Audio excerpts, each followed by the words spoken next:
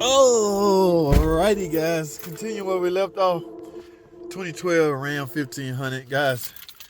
I hope y'all saw that short videos because I tagged it in this video. However, let me go over some of that.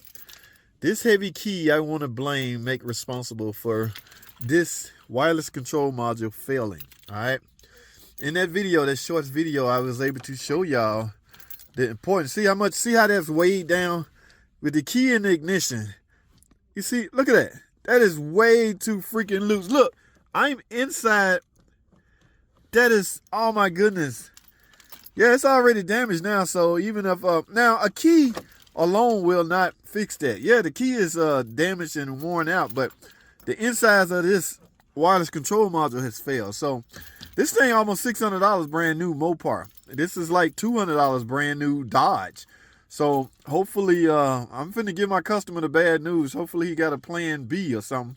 I don't know. Like I say, I did some investigation. I did see Derman make a wireless ignition module for Ram 1500 trucks. All right. And I think they make a key. So guys, it's not my call on what parts my customers get. Okay. I'm going to charge for labor, diagnosing and labor. All right. Yes, that is my job, okay? Whatever parts you want me to use, I will use, all right? I put a Derman oil cooler on an Avenger a while back, okay? I didn't like it, but who am I to tell this customer what part to get me? All right? They do their research and come up with their own parts, all right? I'm an OEM guy. But let me see if I can mimic this. Yes, it'll start and run. I remember when he called me, he say, see, it just died. It's died because...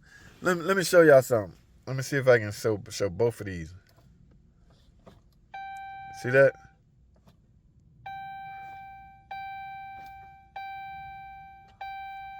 Yeah. Well, the power just left. Give me a power. See, if I crank this car right now, it will stay running because I'm getting that power supply from the ignition switch. That's what we missing. If I let it go, watch this. Okay, the key failed. Yeah. It's bouncing around, guys.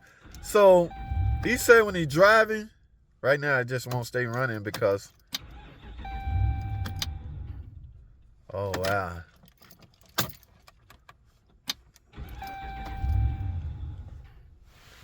Okay, so, yeah, I told him to tow this in, but he took a chance and drove it in. See that? That's because the key is stationary. Imagine you driving around this truck and it's shaking. Well, as soon as them keys, even if you take the key off, at this point it's too far gone. But I'm going to tell them about these heavy set keys. Now let me mimic a shake in a truck while driving. Watch what the truck do. You just die. That is because, ladies and gentlemen, this stupid key, yeah, it's going crazy. Yeah, this is $600 freaking dollars. Now, I think that's his actuator doors. He did say his heater not working too, so I'm gonna go and inspect that. But I gotta have the car gonna have to run long enough for me to do that. I'm gonna do one thing at a time, guys. I'm gonna give him an estimate on fixing this. Okay, I think that would be tacky for me to tell y'all what I'm about to charge my customer. All right, I can only speak on the price of the parts, and I know that because I asked a friend of mine in the parts department how much this stuff costs. Okay, so I'm gonna give my customer the option. Okay, I'm gonna give him the part numbers and the part, tell him the cost of what I can get it for. Now, maybe he knows some magical friends that he can get those same parts cheaper. The thing about this, guys, is this is security. So this has to be programmed. All right, you can't just replace this skim module and the key and go for it. All right, so we'll see. The next video I'm gonna show, I'm almost certain he's gonna do it because he gotta have his truck. So the next video I'm attached to this one is me making the repair. Let's do it like that. All right, so let's assume I got the part. Now I'm about to make the repair. Y'all ready? Let's get it. Now, it's fairly simple. I didn't know it was this easy, guys. I have gained access to the skim module, which is right here, just by merely dropping this little panel right here. So what I've decided to do was simple. I didn't bring my what does that look like, a T20, T15? I didn't bring my torque bits out here, so what I'm gonna do is merely just unplug it. All right, so I got it unplugged right here. Now what I'm gonna do is grab my new skim module and simply plug it in. And I'm gonna do most of the programming out here, guys. And so I'll be able to drive into the shop and in essence complete the job. Okay, so now I have my new key right here, just fresh out of the bag, guys. What I'm gonna do is, yeah, I'm gonna put it in here. It's not gonna do anything because it's not programmed, but I will have to get off of my phone and perform these tasks. Guys, what you need to, well, let me see something.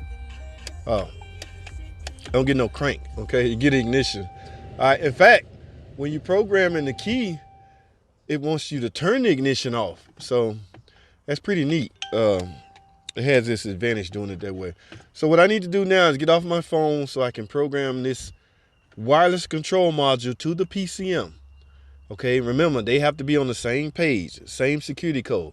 And from there, I need to program this key to this wireless control module. All right, that will then and only then allow for cranking, which should allow for starting after that point. All right, guys, for the record, you will need your security passcode, okay, depending on the year, depending on how new it is. Some of them are rolling skim codes, meaning they only have a certain time to which they are alive, and some of them are just regular skim code. Where do you get it from? You got to go to Chrysler, Jeep, Dodge parts department, okay? You got to show proof of ownership. I'm thinking that's it. And once you do that, I don't think it's no charge, but I mean, I would think you entitled to your own security code to your car, right? Okay. Well, I have the one for this car, so what I'm about to do is program it. So guys, I'm gonna get off my phone for a hot second. I'll be right back, guys. This is just temporary. Don't go anywhere. Stay tuned. I'll screenshot. I'll be right back.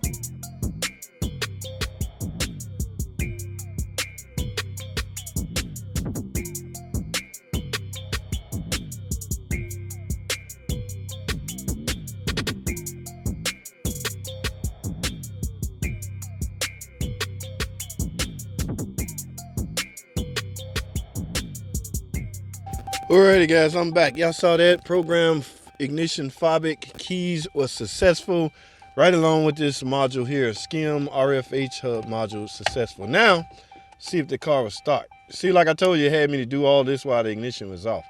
All right, here we go. Hey, starts, guys. Good. All right.